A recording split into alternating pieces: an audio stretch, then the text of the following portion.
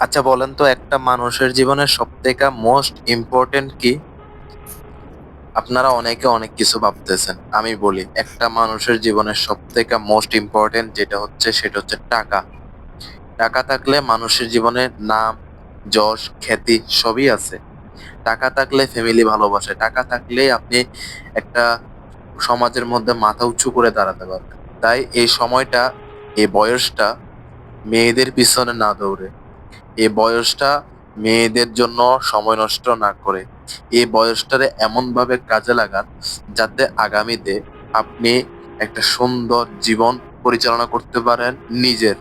Plus আপনি আপনাকে যাতে সমাজের সবাই খুব ভালো একটা নাম খ্যাতি সম্পন্ন মানুষ হিসেবে চেনে। তো এজন্য এখনের বয়স যারা যতটুকু বয়সে আছেন না কেন, আর যারা জোয়ান আছেন তারা হয়তোবা মেয়েদের পিছনে দৌড়েন। আছে।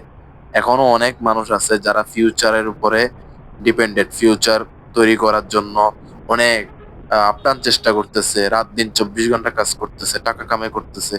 অনেকেই আছে এরকম। নাই যে এমনটা না। পৃথিবীতে এখনো এরকম আছে যে নিজের ভালোটা চায়, নিজের ভালোটা চিনে।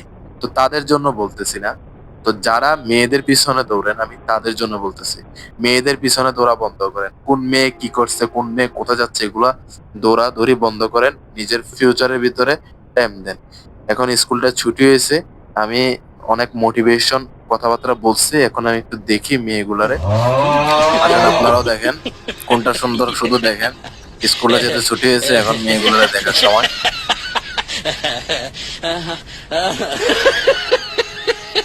কেউ কিছু মনে করেন না, এটা ভিডিওটা ফান করার জন্যই বানানো। যেটা সত্য কথা সেটা হচ্ছে যে টাকা পয়সা মানুষের জীবনে খুবই দরকার।